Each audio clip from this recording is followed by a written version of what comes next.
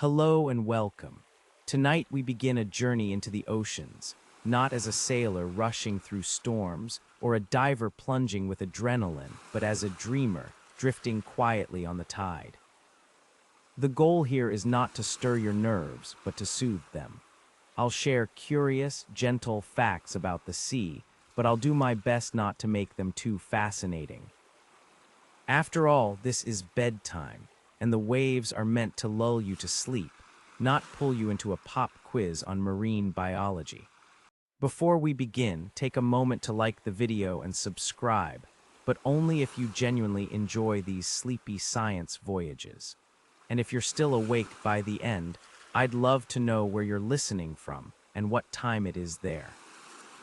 I always picture these stories flowing out across different time zones, a kind of human tide, each listener tucked into their own small corner of the world. Now, dim the lights, let your body settle, and imagine the hush of water at night. A shoreline, a slow tide coming in. The air smells faintly of salt, the sand still cool beneath your feet, the moon balanced above. You hear the waves arriving not in urgency, but in rhythm, the sea's quiet breathing. In, out, in, out. The tide has always been Earth's metronome.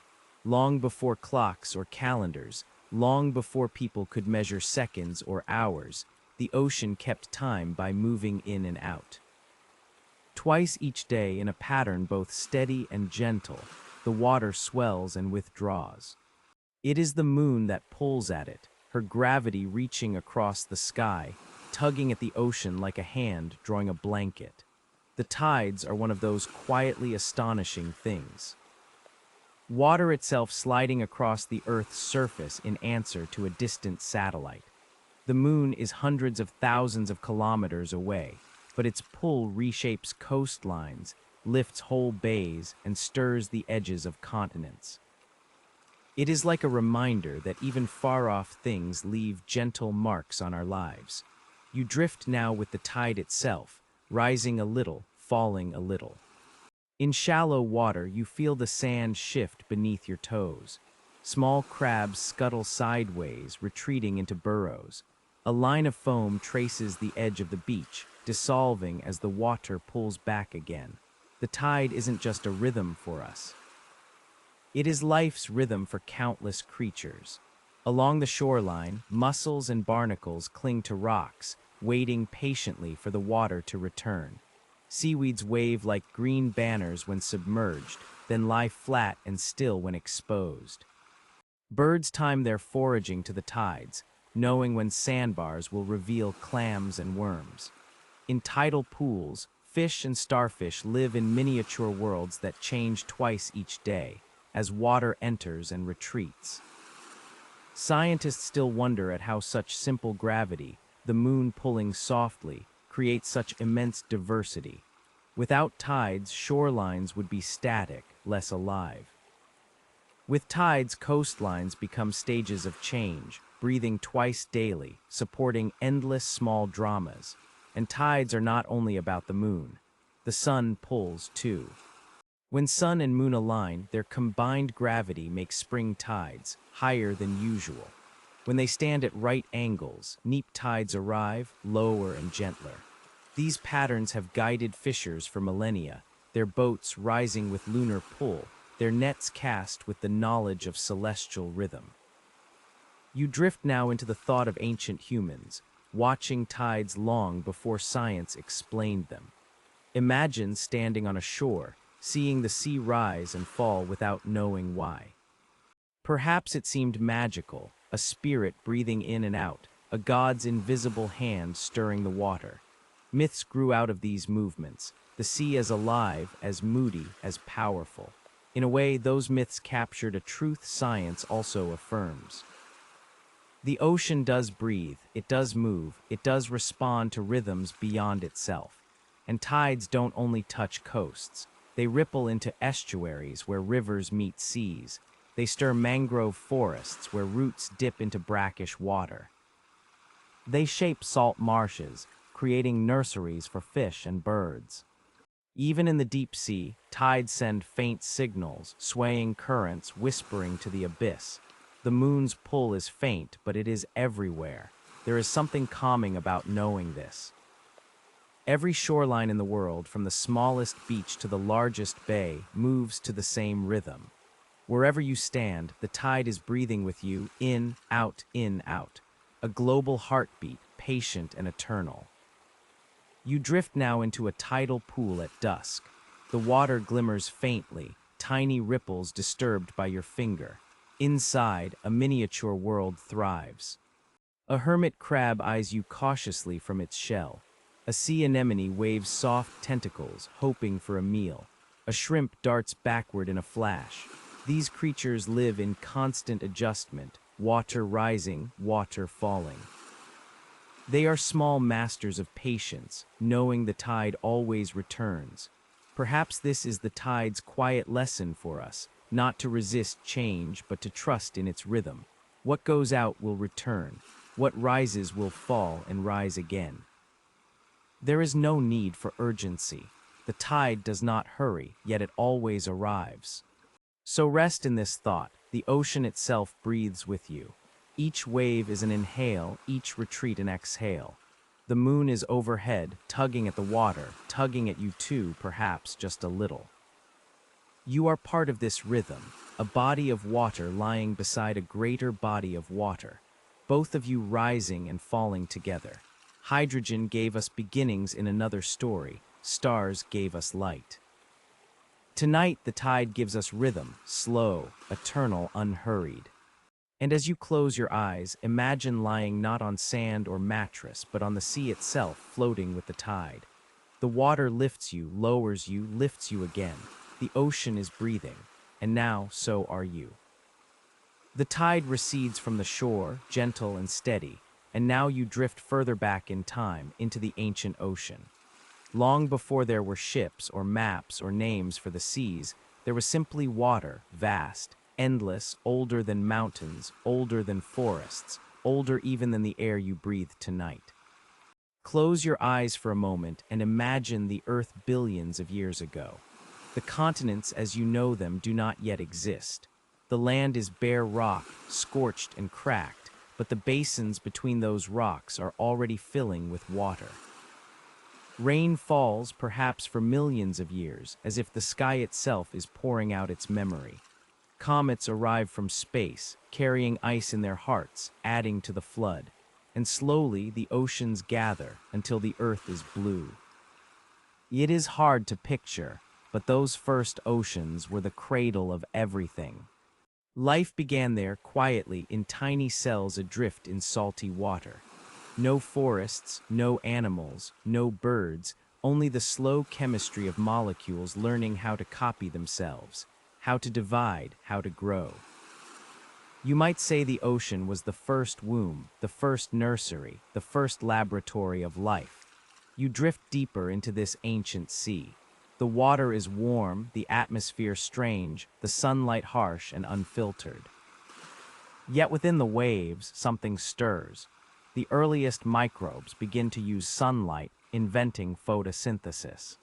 They release oxygen as waste, a gas that will one day fill the air and let creatures like you breathe.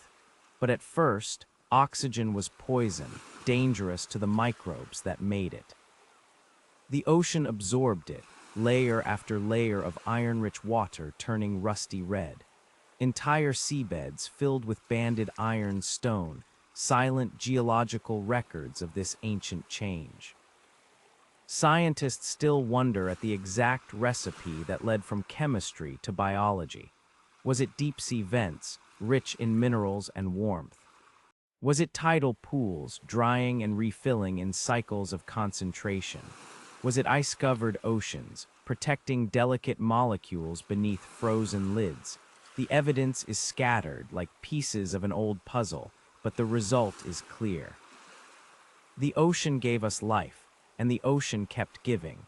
As billions of years passed, small cells became larger ones, inventing new ways to breathe, to move, to sense. Multicellular life appeared, jelly-like creatures drifting in currents. The Cambrian seas blossomed with strange forms, trilobites crawling along the seafloor, early fish darting clumsily spiny creatures filtering water through fans. The ocean was Earth's first experiment in creativity, filling itself with color, motion, teeth, shells, and songs. You drift now into one of those ancient seas. Sunlight streams down, illuminating forests of sponges, reefs of corals long extinct. A trilobite scuttles across your path, armored like a tiny tank. Jellyfish drift lazily, as they still do today, unchanged across 500 million years. Sharks appear, sleek and efficient, already recognizable in their form, their patience. The sea carries echoes of the past in every wave. And the ocean remembers. Fossils in cliffs, shells turned to stone, chemical signatures locked in rock. All whisper that water has been here, shaping, sheltering, enduring. Unlike mountains that rise and crumble or forests that grow and vanish, the ocean is continuous. It is older than everything we build upon it. There is comfort in that, isn't there? To know that the sea is not fleeting, not fragile. That the same water you see today has cycled through rivers, clouds, glaciers, and seas for billions of years. The molecules in your glass of water may once have swirled through a trilobite's body, or fallen as rain on a primordial earth, or frozen in a comet that carried the ocean's first drops. And perhaps the ocean's greatest quirk is this: it is not truly separate from you. Your own body is more than half water, and the salt in your blood is nearly the same as the salt in seawater. You carry an ancient ocean inside you, a reminder that your ancestors once swam, once gilled, once floated. The sea has never truly left you, so rest in this thought. The ocean is not just vast space outside, but a continuity that flows into you. It has seen life begin, evolve, diversify. It has carried time across eons, steady and patient. You are part of its story, one more creature breathing air only because the ocean once released it. The tide gave us rhythm. The ancient ocean gave us beginnings. And tonight, as you drift in the dark, you are floating in the memory of water older than stars. The memory of ancient oceans fades, and now you rise back toward the present Earth, the one you know. From space, your planet does not look like a rocky world at all. It looks like a water world. A blue blanket wrapped around stone, stitched with currents and clouds, glowing softly against the dark of space. More than 70% of the Earth's surface is covered by ocean. Land is the exception, not the rule. If a visiting traveler from another star were to glance this way, they might not even notice the continents. They would see swirls of blue, vast and shimmering, and perhaps call this place by another name, not Earth, but ocean. The oceans hold so much water that they shape everything else. They sculpt the climate, absorbing heat in one place, releasing it in another. They carry storms across continents, they soften winters, they feed monsoons. Even far inland, away from the shore, you are still living under the influence of the sea. You drift now into the atmosphere. Picture the sun's rays warming the equator. The ocean there drinks in heat, storing it like a memory. Later, winds carry moisture away, dropping rain onto forests, onto fields, onto deserts. The ocean does not only hold water, it lends it, again and again, in a cycle of evaporation and return. Every cloud above you is an ocean's sigh, every drop of rain a brief borrowing. The blue blanket is not just water. It is life itself. Half the oxygen you breathe is produced by tiny ocean plants, phytoplankton, drifting near the surface, invisible to the naked eye. Without them, your air would be thinner, your world far harsher. A single square meter of ocean may contain millions of these microscopic drifters, each one quietly inhaling carbon dioxide and exhaling oxygen, as steady as a breath. Scientists still marvel at how the ocean manages this balance. It is both buffer and driver. It swallows carbon, hides it in depths for centuries. It releases warmth, spreads nutrients, circulates endlessly. Without oceans, Earth would be unrecognizable, a desert world, lifeless and cold. And the ocean hides scale that defies imagination. Its average depth is more than 3 kilometers. The deepest trenches plunge beyond 11 kilometers, deeper than the tallest mountains are high. To cross from one side to the other is to cross thousands of kilometers of water, more vast than any desert, more boundless than any plain.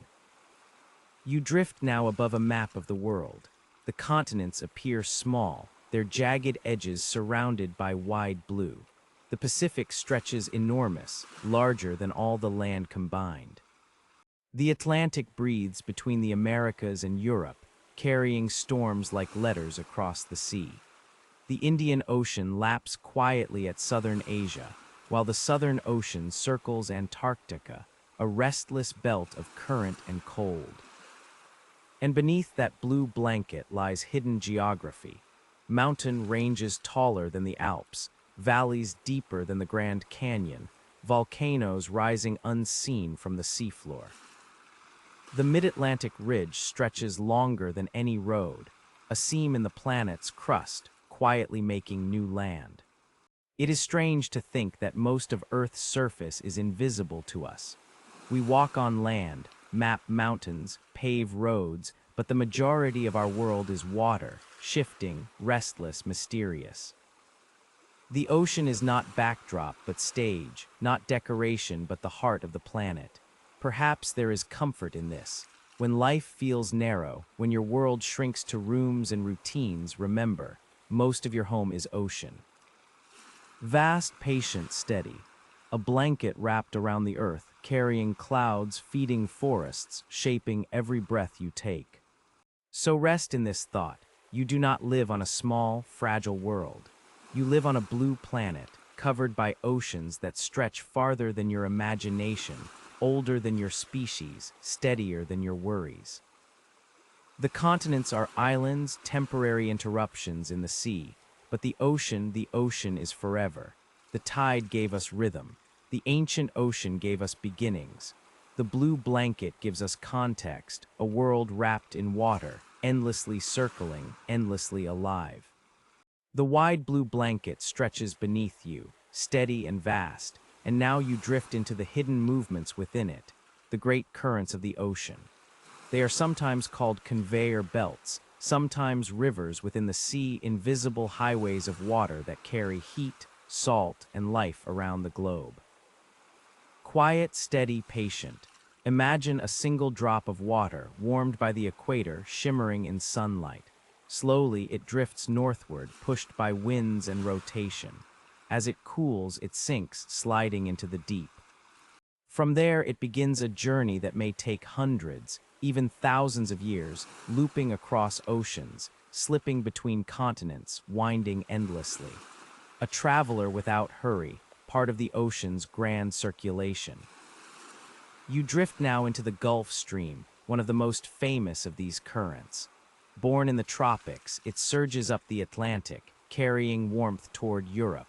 Without it, winters in London would feel more like winters in Labrador. The Gulf Stream is not just a current of water.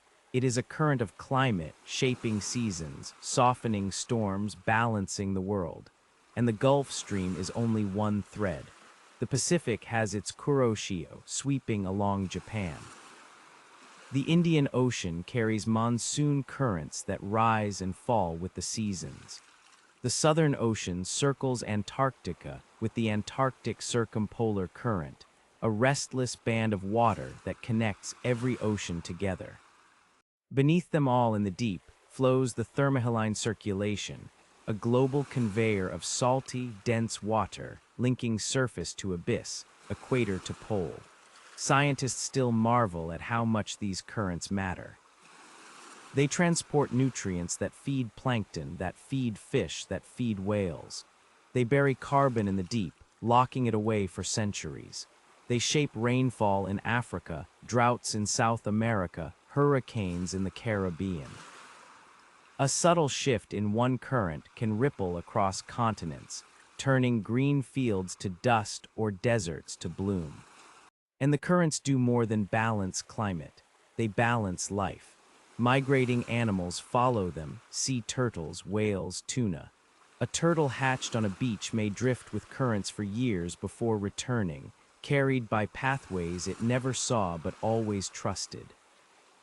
Whales follow invisible highways to feeding grounds, timing their songs to the flows. Even plankton, microscopic and weightless, are swept along these grand streams, passengers in a journey they will never finish. You drift now beneath the surface, into the slow, cold rivers of the deep. Here in darkness, the water is ancient. It has not seen sunlight for centuries. It carries whispers of where it once was, hints of warmth from the tropics, of salt from evaporating seas, of cold from polar ice. Every current carries a memory, like a journal written in temperature and salinity, a history of Earth hidden in waves. And the scale is humbling. A single loop of the global conveyor can take 1,000 years to complete. The water at your feet when you stand on the shore tonight may one day sink, wander the abyss, rise again, and fall as rain on forests not yet grown. The ocean's time is not your time. It moves more slowly, more patiently, always circling, always balancing. There is comfort in that. Your days may feel hurried, your minutes crowded, your hours short. But the ocean's hours are long, the ocean's minutes centuries.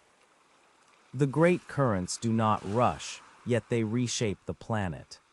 So rest in this thought. Beneath the waves, rivers are always flowing, unseen and steady. They connect every coast, every continent, every climate. They remind you that even if you cannot see it, balance is always moving, always carried forward. The tide gave us rhythm. The ancient ocean gave us beginnings. The blue blanket gave us context. And now the great currents give us continuity, invisible rivers, eternal patience, a quiet journey that never ends.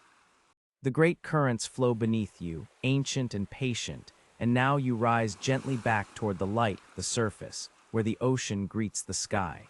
Here the water glimmers, restless with waves and foam. But if you look closely, you'll see that it isn't empty. The ocean's skin is alive with countless tiny creatures, floating quietly, drifting where the currents take them. These are the plankton, and they are as important to the planet as forests, as mountains, as rain itself. Plankton comes from the Greek word planktos, meaning drifter. And that's what they are, drifters, unable to swim against the current, floating wherever the sea carries them. Some are plants, some are animals, some are in between, but together they form the base of the ocean's food web. Without them, fish would starve, whales would starve, birds would starve, and eventually you would too. You drift now into a bloom of phytoplankton. To the eye, it might look like a faint green stain spreading across the blue water, but each tint is millions of tiny organisms, each capturing sunlight, each exhaling oxygen.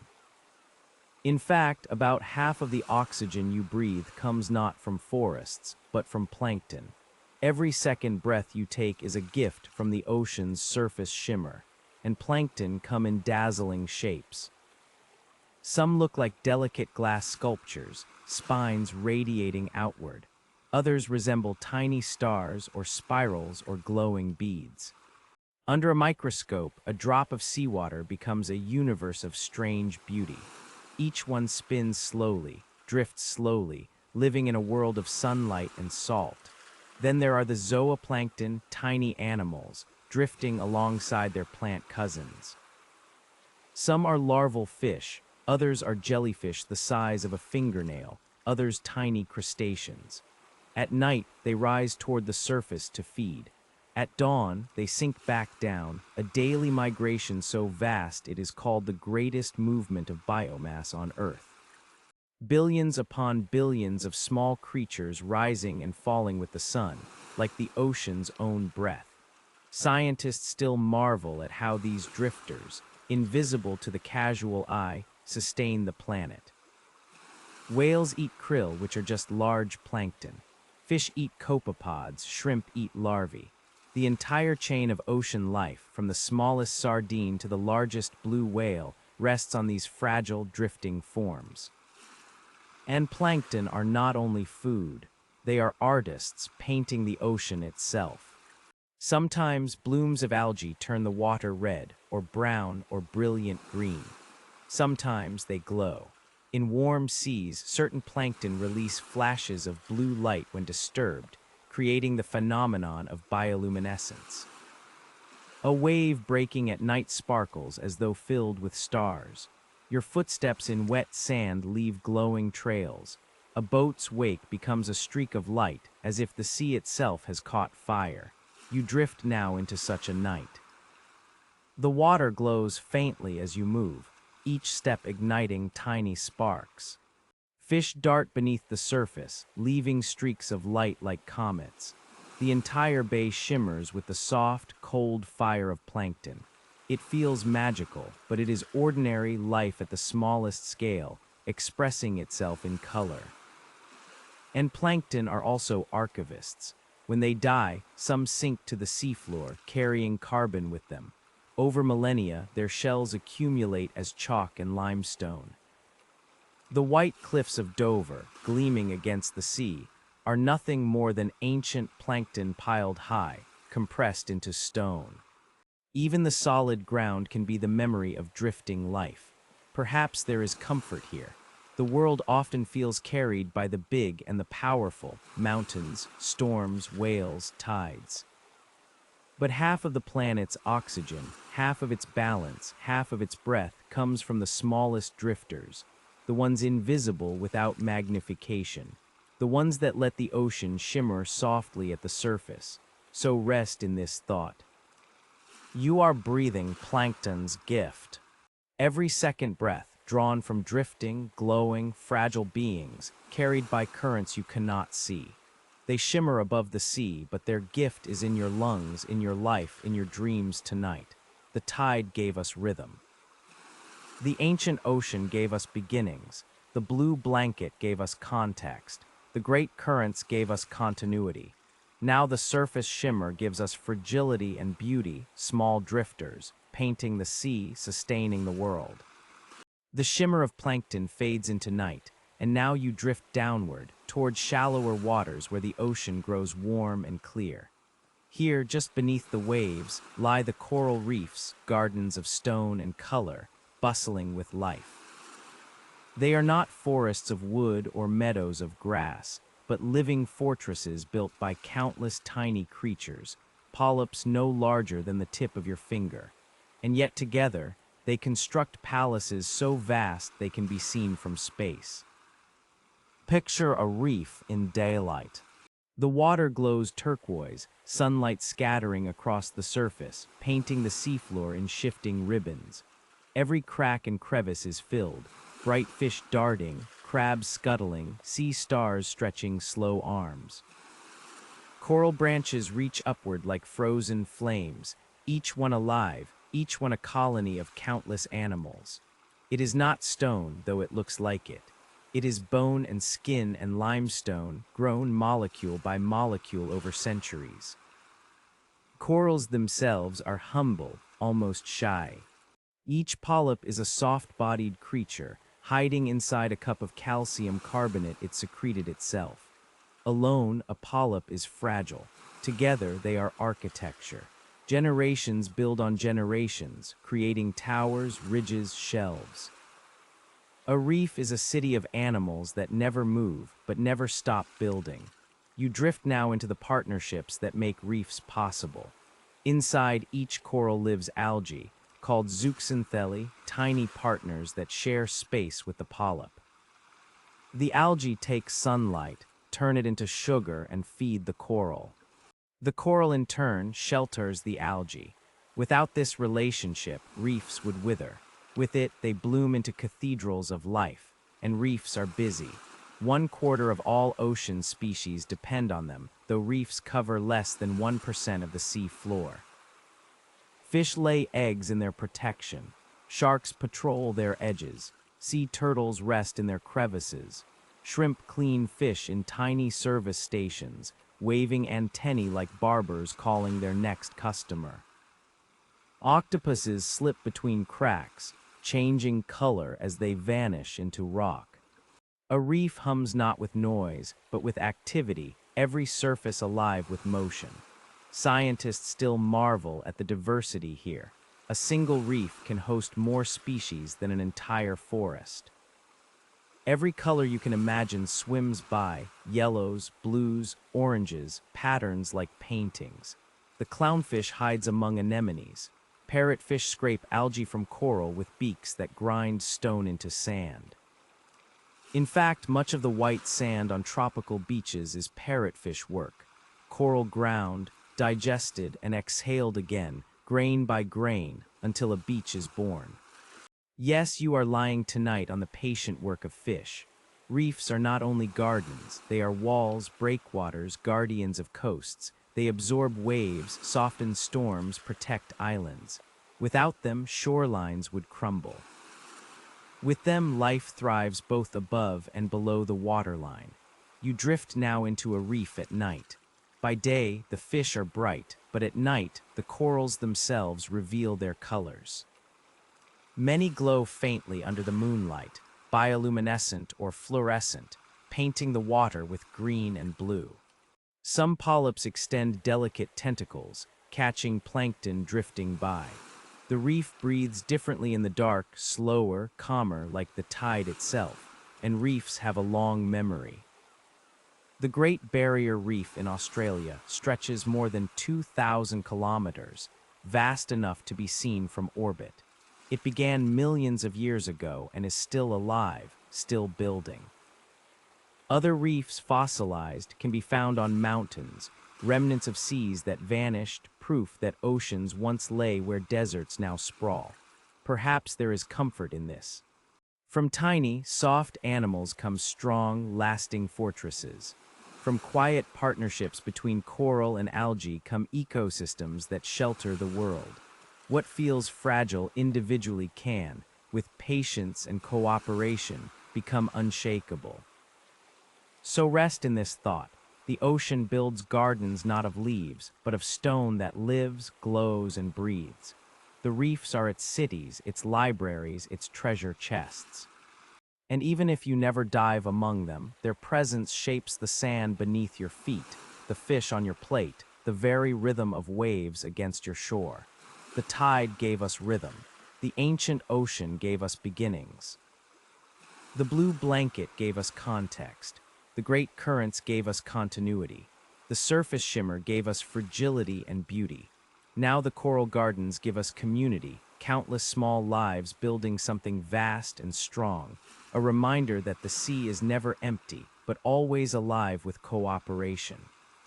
The coral gardens fade into soft turquoise light, and now you drift deeper, beyond the reach of swimmers and snorkelers, beyond the reefs where sunlight still paints the sand. Down here, the water cools, the light fades, and you enter what scientists call the mesopelagic, but what you might prefer to think of as the twilight zone. It begins a few hundred meters below the surface, where daylight dwindles into dimness. Sunlight still reaches, but only as a bluish glow. Colors vanish one by one. Reds disappear first, then oranges, then yellows, until only the faintest shades of blue and green remain. If you were to hold out your hand here, it would look pale, almost ghostly. This twilight ocean is neither day nor night. It is a world of shadows, of half-light, where strange creatures drift silently. Lanternfish, tiny but countless, shimmer with spots of bioluminescence.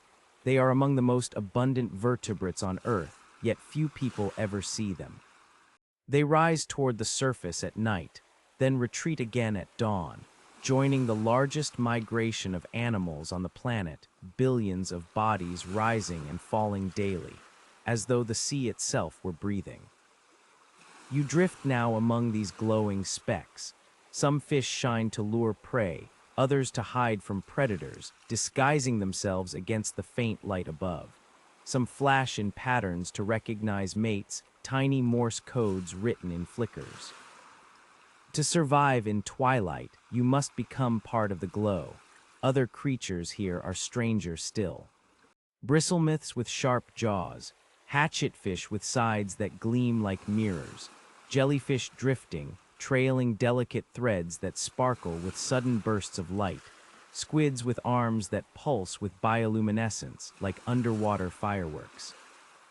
Even shrimp here have tricks. Some spit out glowing clouds to confuse attackers, a luminous smoke screen in the dark. Scientists still wonder at the abundance of light in a place with so little sun. Bioluminescence is the language of twilight. Down here, to glow is to speak. Whether it's to attract, distract, or simply survive, light becomes more useful than sound. The ocean at these depths is a galaxy of living stars, flickering, drifting, fading, returning, and the twilight zone is full of movement. Every night, as darkness falls above, creatures rise hundreds of meters toward the surface to feed on plankton. Every morning, they sink back down to hide from predators. This vertical migration moves more biomass than all the wildebeest herds of Africa, all the flocks of birds on land. It is the greatest commute on Earth, invisible to most, yet vital to the balance of the sea. You drift deeper still. The water grows colder, the pressure heavier. Few humans have ever been here, though submarines and cameras have visited. The twilight zone is largely unexplored, vast, mysterious, still holding secrets. Some scientists call it the ocean's twilight frontier. And yet, despite its strangeness, there is a calm here. The chaos of waves and storms above does not reach this far. The water is steady, the light soft, the creatures slow. The twilight zone feels timeless, as though it has been here unchanged for millions of years, waiting, glowing, breathing with the earth. Perhaps there is comfort in this. Even as the surface shifts with weather, even as tides rise and fall, even as reefs build and crumble, there is always a twilight layer, a quiet middle, dim, steady, mysterious. So rest in this thought. Between light and darkness lies a world that glows on its own. A world of lanternfish and jellyfish, of glowing shrimp and flashing squid, of life that thrives in half-light. The twilight zone is a reminder that beauty does not only exist where sunlight shines, it also flickers in shadows, patient, resilient, calm. The tide gave us rhythm, the ancient ocean gave us beginnings, the blue blanket gave us context, the great currents gave us continuity, the surface shimmer gave us fragility and beauty, the coral gardens gave us community. Now the twilight zone gives us mystery, a world that glows without the sun, a gentle in-between where night and day blur into one. The twilight fades behind you, its faint blue glow dissolving into darkness, and now you descend further still. The ocean deepens, colder, heavier, until light itself no longer follows. Here lies the abyss, a world without sunrise, without sunset, only an eternal night broken by the occasional shimmer of life. At these depths, the pressure is immense. Every square inch of your body would feel tons of weight pressing down, yet life persists. Fish with strange shapes, worms that glow, shrimp that graze on the remains drifting from above. Scientists call the slow rain of organic material that falls from higher waters marine snow. Flakes of dead plankton, fragments of jellyfish, tiny remains of life, drifting down endlessly, feeding the abyss. Picture this snow falling softly through blackness. No wind, no sound, only a quiet drift of nourishment. It settles on the seafloor where creatures sift patiently. Sea cucumbers inch forward, vacuuming the sediment. Brittle stars stretch their arms to catch crumbs. In the deep, nothing is wasted. Every speck becomes a meal. You drift now past ghostly fish adapted to this darkness. Some have mouths too large for their bodies, ready to swallow prey of any size that wanders too close. Some have eyes enormous, tuned to capture the faintest trace of light. Others, like the anglerfish, carry lanterns of their own, glowing lures dangling from their heads to draw an unsuspecting prey. It is eerie, yet elegant. In a place where sunlight never shines, creatures make their own stars. Deeper still, trenches open, chasms that cut into the Earth's crust. The Mariana Trench plunges more than 11 kilometers, deeper than Mount Everest is tall. At the bottom, pressure is over 1,000 times greater than at the surface. And yet, even here, life endures. Bacteria cling to rocks, amphipods scavenge, and fish glide slowly through crushing darkness. Life is not deterred by depth. It adapts. Scientists still wonder at these worlds. So little of the deep has been explored that it may as well be another planet. Submarines and remotely operated vehicles capture glimpses. Fields of tube worms near hydrothermal vents, clams the size of footballs, blind shrimp crawling through black plumes. These vents spew hot, mineral-rich water from beneath the seafloor, creating oases of life in an otherwise barren plain. And the organisms here are remarkable. Tube worms with no mouths, no stomachs, surviving only through symbiotic bacteria within their bodies. Crabs with hairy arms, coated in microbes they farm. Mussels nourished not by sunlight but by chemicals seeping from Earth's core. The deep abyss rewrites the rules of life, showing that ecosystems can thrive not with sun, but with heat and chemistry. You drift now across the abyssal plain. It is vast, flat, stretching farther than any desert. Yet even here, faint ripples of activity persist. A fish glides slowly, conserving energy. A sea star creeps across the sediment. A faint glimmer reveals the passing of a jelly, still glowing even in death. The abyss is not empty. It is simply quiet, and perhaps that is its lesson. The deep ocean does not rush. It does not glitter like reefs, does not sparkle like the surface. It endures, patient, dark, immense.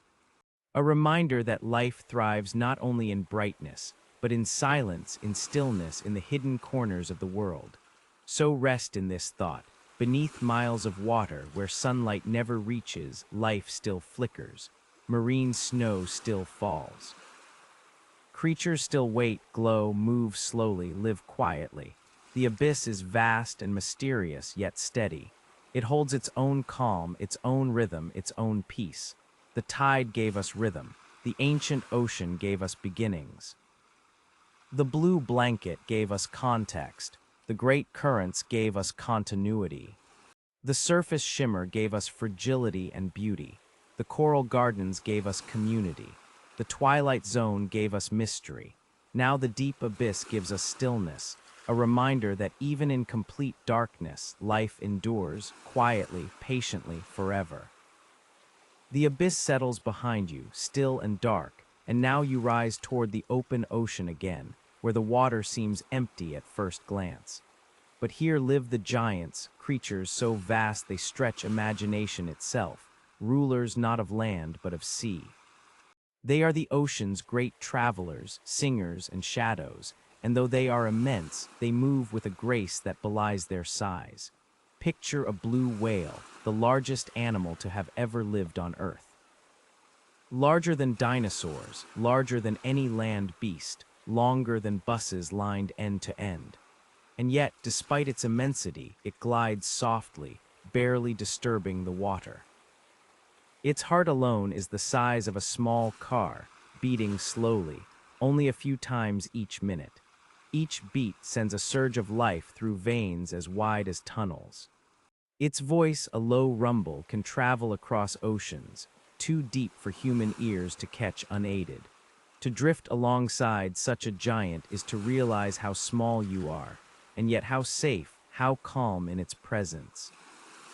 Whales are not alone among the ocean's titans. Sperm whales dive thousands of meters, holding their breath for over an hour, hunting giant squid in battles unseen. These squid themselves are titans, arms as long as houses, eyes the size of dinner plates peering into the dark. Most humans will never see them, yet they swim steadily in the deep, leaving sucker marks on the faces of whales as proof of their struggle. You drift now among schools of immense fish. Sunfish or mola mola rise near the surface, flat and round, as though someone had designed a fish but forgotten the rest of the body. They bask in sunlight, sometimes weighing more than a car, yet they live quietly, drifting on currents, feeding on jellyfish, oblivious to their own odd magnificence. And then there are sharks, ancient and enduring. The whale shark, largest of all fish, filters plankton with a mouth wide enough to swallow you whole, though it would never try. Gentle, slow, speckled like a starry sky, it drifts with serenity through tropical seas. Other sharks, sleek and fast, patrol with silent authority, reminders of evolution's patience. For over 400 million years, sharks have swum Earth's waters, older than trees, older than flowers, older than most continents in their current form. Scientists still marvel at the scale of ocean life.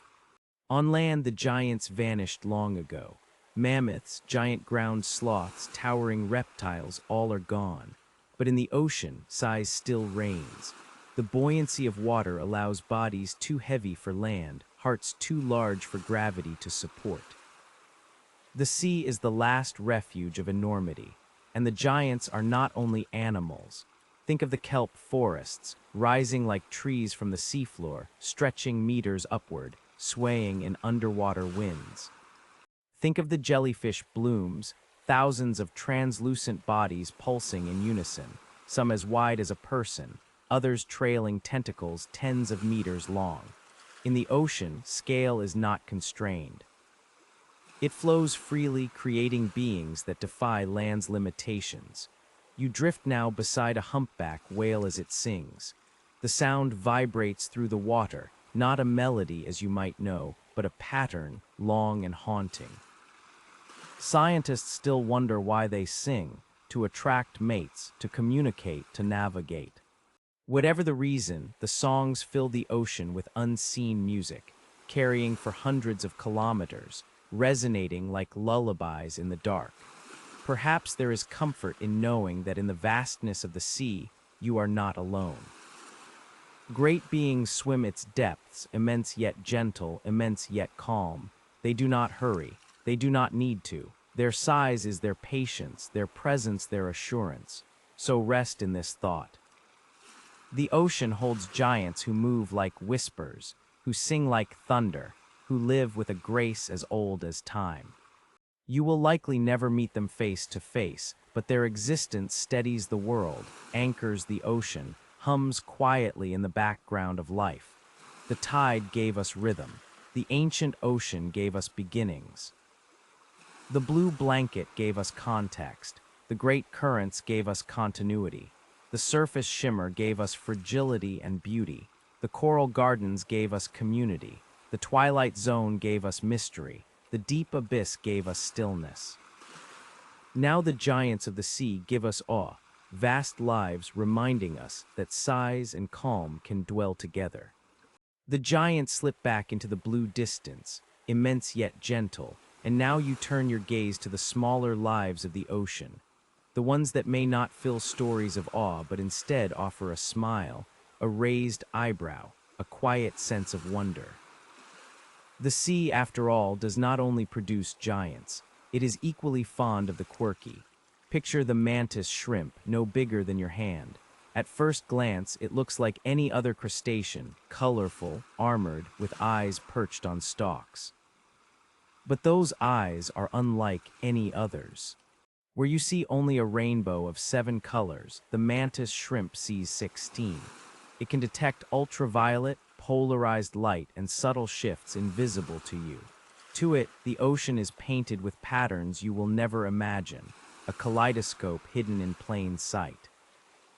And the mantis shrimp does not stop at sight. Its claws can punch with such speed and force that they create tiny bubbles of superheated water, small flashes of light, bursts of shock that can crack aquarium glass.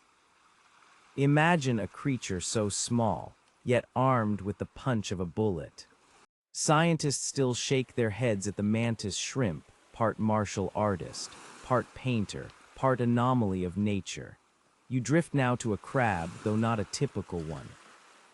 The carrier crab scuttles across the sand with a sponge perched on its back. It is not a mistake. The crab deliberately places living sponges atop itself, using them as camouflage, sometimes even as weapons, since some sponges produce toxins. A traveling partnership. The crab carries the sponge to new places, and the sponge hides the crab from predators. It looks comical, like a creature balancing a hat too large for it, but it is survival in disguise. And then there are sea cucumbers. They are not plants, not vegetables, but animals that crawl slowly across the seafloor. When threatened, some eject their insides, literally expelling their organs to startle predators. Later, they simply grow them back. It is as though their bodies treat organs the way you treat laundry. If something goes wrong, just toss it out and replace it later. Quirky, yes, but effective. The ocean is full of such oddities. Goby fish live in burrows dug by shrimp. The shrimp, nearly blind, does the digging while the goby stands guard. When danger approaches, the shrimp touches the goby with its antennae, and both retreat inside. A perfect little partnership between builder and lookout. Or consider the leafy sea dragon, a cousin of the seahorse. Covered in frilly appendages, it looks like a piece of drifting seaweed, fooling predators with its disguise. Unlike most fish, it drifts slowly, almost lazily, relying on its camouflage rather than speed. It is a creature that has chosen style over efficiency, and it works. Scientists still marvel at how many of these quirks evolve. In the ocean, survival can mean glowing when touched, punching with claws, hiding under a sponge, or pretending to be a plant. Evolution has no single strategy. It experiments endlessly, leaving behind creatures that are both practical and peculiar. You drift now into a tide pool. Small creatures hide between rocks. Limpets with shells shaped like shields, sea stars clinging with hundreds of tiny tube feet, snails leaving delicate trails. Each has its trick, its quirk, its way of surviving in miniature. To lie beside such a pool is to watch dozens of small lives unfold, each no larger than your hand, each as strange and interesting as any whale. And perhaps that is the comfort of the quirky. Giants impress, yes, but small oddities amuse, and in amusement there is also calm. The ocean is not only a place of awe, but a place of play. From shrimp with fists like hammers to crabs in sponge hats, the sea seems to have a sense of humor woven into its biology. So rest in this thought. The ocean story is not told only in whales and waves, but also in the small, the peculiar, the endearing. The quirks remind us that survival can be creative, that nature is playful, that even the strangest habits find their place. The tide gave us rhythm, the ancient ocean gave us beginnings, the blue blanket gave us context. The great currents gave us continuity, the surface shimmer gave us fragility and beauty, the coral gardens gave us community, the twilight zone gave us mystery, the deep abyss gave us stillness, the giants gave us awe. Now the small and quirky give us amusement, a gentle smile at the creativity of life beneath the waves. The quirky creatures scuttle back into their tide pools, and now you let your ears take over. The ocean is often imagined as silent, but if you listen closely, really listen, you'll find it is filled with sound. Some soft, some sharp, some so low or so high that you cannot hear them without help.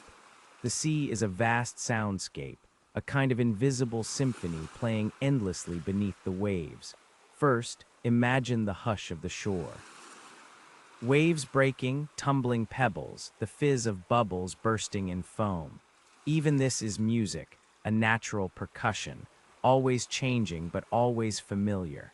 The rhythm of waves has lulled humans to sleep for as long as people have lived near coasts. You're hearing the planet breathes. But deeper in, away from shore, the sounds become stranger. Snap your fingers and you'll hear a sharp crack. Now imagine that sound magnified and multiplied by billions.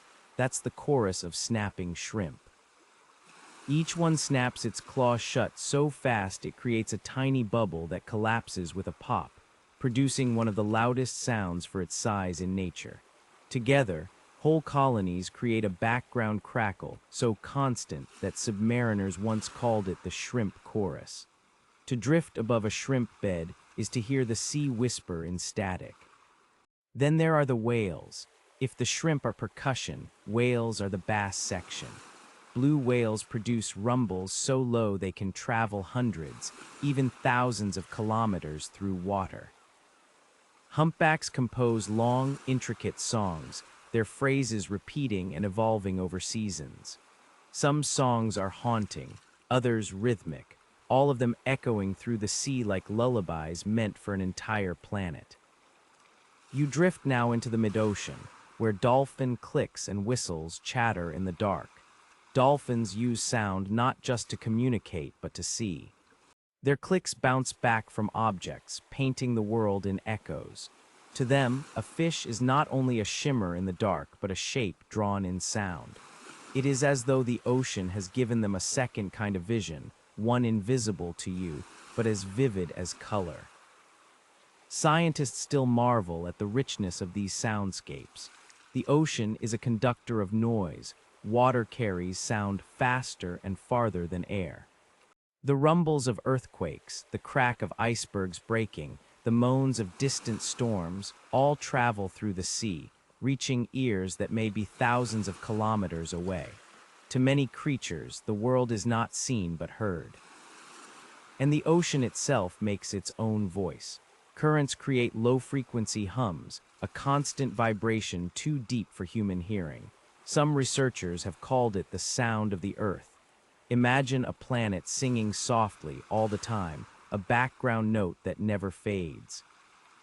You drift now into a reef at night. Listen closely, the snap of shrimp, the crunch of parrotfish biting coral, the crackle of bubbles rising, the occasional grunt of a fish settling into its crevice. It is not silent at all. It is as alive in sound as it is in color. And even in the abyss there are whispers. The groan of tectonic plates shifting, the boom of underwater volcanoes, the squeak of deep-sea creatures you have never seen. The abyss may look empty, but it still hums with vibrations. Perhaps there is comfort in this. Even in darkness, even in stillness, the ocean is never mute. It speaks in cracks and rumbles, in songs and whispers, in pulses of sound that weave together into a lullaby. You may not always hear it, but it is always there, like the breath of the tide, like the hum of your own heart. So rest in this thought. The sea is not silent. It is an orchestra, vast and eternal, playing for all who listen. Tonight it plays for you too, if only in your imagination, shrimp crackling like embers, whales singing in the distance, water humming softly around it all. The tide gave us rhythm. The ancient ocean gave us beginnings. The blue blanket gave us context. The great currents gave us continuity. The surface shimmer gave us fragility and beauty. The coral gardens gave us community. The twilight zone gave us mystery. The deep abyss gave us stillness. The giants gave us awe. The quirky gave us amusement. Now the sounds of the sea give us music, the hidden symphony of a world alive with whispers.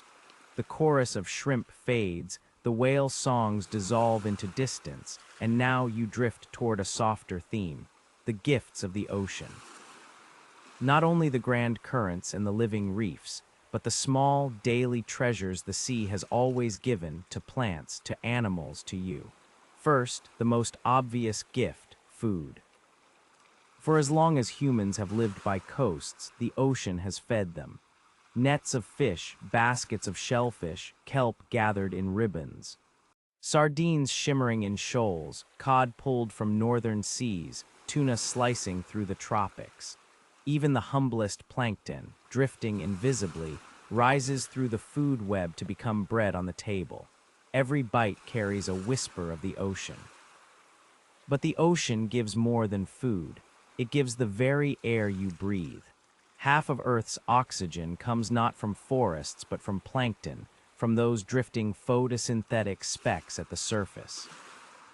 Every second breath you take tonight is thanks to them. You may never see them, but their gift is constant, filling your lungs quietly, invisibly, faithfully. Salt is another gift. Once it was more precious than gold. Civilizations rose and traded around it. Roads were built, wars fought, cities named after it. To sprinkle salt on your food tonight is to share in an ancient ritual, one as old as civilization itself. The ocean carried that salt, evaporated it, left it in flats, harvested it in crystals. A gift both ordinary and extraordinary. You drift now into quieter offerings. Pearls grown in oysters shimmering softly. Seaweed harvested for food and medicine. Sponges, once used to clean, later mimicked for their structure in science. Coral carved into jewelry. Even sand, carried by parrotfish and waves, forming the beaches where children build castles and adults rest their feet. Scientists still marvel at how much the ocean gives without recognition. Medicines have been discovered in sponges, in sea snails, in algae. Compounds that fight cancer, infections, inflammation, cures and comforts hidden in waves. The ocean is both pantry and pharmacy, a provider of sustenance and healing. And the gifts extend further still. Consider climate itself. The ocean absorbs carbon dioxide, softening its rise. It holds heat, releasing it slowly, balancing seasons. Without the sea's patience, Earth's climate would swing wildly, too hot, too cold, too unstable for life to endure. The ocean is not only a giver of things, but a giver of balance. You drift now into history, where sailors carried home spices, silk, porcelain, ideas, all moved by sea. Oceans connected continents long before flight, turning the globe into a network of trade and story. Gifts were not only objects, but cultures, languages, knowledge. The ocean was a road long before there were highways, and still it is.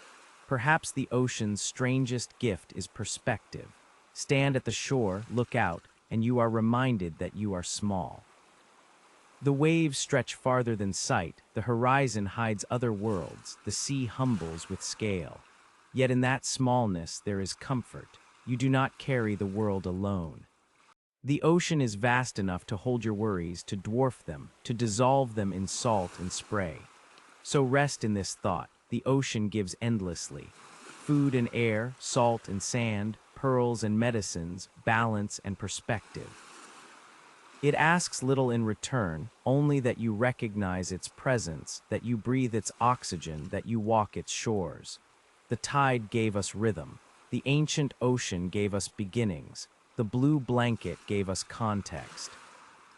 The great currents gave us continuity. The surface shimmer gave us fragility and beauty.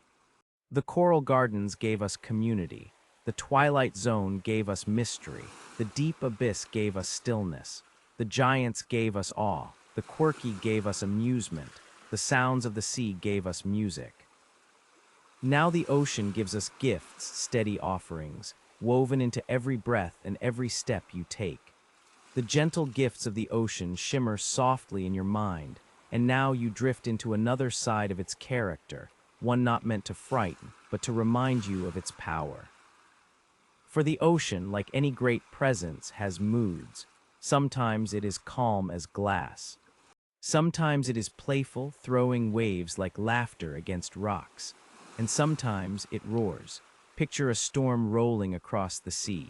Dark clouds gather, winds howl, waves rise in great walls. To sailors, such sights were once terrifying. To ships of wood and sail, the ocean in fury was a reminder of humility. Even today, steel vessels bow before its power. The largest waves, rogue waves, can rise higher than 10-story buildings, arriving without warning, single mountains of water in otherwise ordinary seas. And yet, for all their drama, even storms are part of the ocean's balance. Hurricanes, cyclones, typhoons, all are born from the sea's heat, its need to release energy. Warm water rises, air spins, clouds gather, and storms grow. They can damage coasts, scatter ships, reshape landscapes. But in their chaos, they also redistribute heat, watering lands far away, balancing atmosphere and ocean together. You drift now into gentler examples of danger. The tide, which earlier gave rhythm, can also pull strongly, creating rip currents that sweep swimmers away from shore. To fight them is futile. To ride them patiently until they fade is wiser. The ocean teaches not resistance, but yielding. Even its calm surface can hide weight. Beneath lies pressure, immense and crushing. Creatures have adapted, but humans must tread carefully, wrapped in submarines or gear. A reminder that not every place is meant to be ours. Scientists still wonder at how the ocean's moods are shifting with climate. Warmer seas mean stronger storms, rising tides, reshaped coasts. The ocean is not a passive backdrop, but an active participant in Earth's changes. And though it can harm, it does so not with malice, but with physics. Heat rises, water expands, ice melts. The ocean simply follows its laws. And there are smaller dangers too, though even these have quirks. Jellyfish, for instance, drifting softly like parachutes of flesh, can sting with invisible threads. Yet most are harmless, and even the painful ones are reminders of how delicate balance can be. Sharks, feared by many, are in truth shy, often uninterested in humans. Their danger is exaggerated, their importance immense, guardians of balance in the sea. You drift now into the thought of ancient sailors again. To them, every storm was a god's anger, every wave a test. Myths grew from the sea's fury. Poseidon with his trident, sea serpents rising from depths, tempests sent as punishment. These stories were not wrong in spirit. The ocean is powerful, unpredictable, larger than human control. But it is not cruel, it is simply vast, and perhaps there is comfort in that, to know that storms are not punishments but physics. That waves are not anger but wind and water in motion. That even in chaos the ocean follows rules, balancing itself, breathing out heat and energy. So rest in this thought. The sea has moods, but they are temporary. Storms rise, storms fall. Waves roar, then calm. The same ocean that crashes in fury one day lies smooth and shimmering the next. Its danger is real, but its peace is always waiting. The tide gave us rhythm. The ancient ocean gave us beginnings. The blue blanket gave us context. The great currents gave us continuity. The surface shimmer gave us fragility and beauty. The coral gardens gave us community. The twilight zone gave us mystery. The deep abyss gave us stillness. The giants gave us awe. The quirky gave us amusement. The sounds of the sea gave us music. The ocean's gifts gave us sustenance. Now the storms give us perspective, a reminder that power and calm lie side by side, and that even the fiercest waves eventually rest. The roar of storms softens, waves calming once more, and now you drift into the stories the sea has inspired, not in laboratories or weather charts, but in human imagination. For as long as people have stared at horizons, they have filled the waters with myths.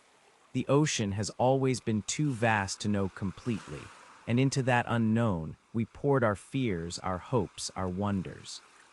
Picture sailors on wooden ships, centuries ago, staring into endless water. No land in sight, only rolling waves, stars above, and a horizon that never arrives. It is no surprise that they imagined beings waiting below, gods, monsters, spirits, and guardians of the deep. Mermaids appear first, half human, half fish, their songs carrying over waves. Sometimes they are beautiful, beckoning with kindness. Sometimes they are dangerous, luring sailors into wrecks. They are echoes of both the sea's gentleness and its peril, a reflection of the duality sailors felt every day. Then there are krakens, enormous cephalopods said to rise from the abyss and drag ships down. In truth, giant squids do exist, lurking in depths, their arms stretching longer than houses. Rarely seen, they gave just enough evidence to keep myths alive. A suction mark on a whale's skin, a tentacle washed ashore, clues that inspired entire legends of sea monsters. You drift now into the myths of Polynesia, where the ocean is not only a place but a parent, a guide, a path between islands. Stories tell of canoes guided by stars, of fish that grew into islands, of gods who calmed storms or stirred them. To these cultures, the ocean was not just water, it was home, a relative, a living presence. In Norse myths, the sea was Jörmungandr, the world's serpent, coiled around earth, its body stretching beneath waves. In Greek stories, it was Poseidon, ruler of waters, his moods reflected in storms and calm. In Japanese folklore, dragons ruled the seas, guarding treasures and shaping tides. Each culture placed its own reflection into the water, seeing the ocean as both friend and foe. Scientists still wonder at how myths captured truths even without science. Mermaids may have been dugongs or manatees glimpsed from afar. Krakens may have been squid, magnified by fear. Storm gods may have been the recognition that the ocean had power far beyond human control. Myths in their way were a form of respect, a reminder that the sea could not be taken lightly. And myths live on today, though in quieter forms. Children still imagine sea monsters lurking in dark waves. Stories of lost cities, like Atlantis, remind us of how much remains hidden beneath the surface. Even modern films and books return again and again to the ocean's mysteries, proof that it still inspires imagination, even when satellites map its surface and submarines explore its trenches. You drift now into the idea of the horizon itself. No matter how far you travel, it always moves with you, always promising more just beyond. The horizon is the ocean's most enduring myth, that there is always another secret, another story, another wave waiting. And perhaps there is comfort in this, to know that not everything is meant to be solved. Some mysteries are meant to remain, glowing softly in imagination, keeping wonder alive. The ocean is large enough to hold both science and myth, both fact and dream. So rest in this thought. The sea carries not only fish and currents, but stories. It holds mermaids and krakens, gods and serpents, dragons and lost cities. It is both real and imagined, both measured and mythical. And when you close your eyes, you may find yourself floating in that in-between, where science explains and myth enchants together. The tide gave us rhythm, the ancient ocean gave us beginnings, the blue blanket gave us context, the great currents gave us continuity, the surface shimmer gave us fragility and beauty, the coral gardens gave us community. The twilight zone gave us mystery. The deep abyss gave us stillness, the giants gave us awe, the quirky gave us amusement, the sounds of the sea gave us music, the ocean's gifts gave us sustenance, the storms gave us perspective. Now the myths give us wonder, the timeless stories that keep the ocean as alive in imagination as it is in reality. The ocean of myths fades, dragons curling back into clouds, mermaids slipping beneath the waves, and now you drift slowly toward the shore again. After traveling through depths and currents, reefs and abysses, giants and myths, It is time to rest beside the sea itself, calm, eternal, lapping gently against sand. Picture a beach at night. The stars hang low, mirrored faintly in the water. The tide moves with patience, sliding in, pulling back, sliding in again. Each wave is softer than the last, as if the ocean, too, is ready for sleep.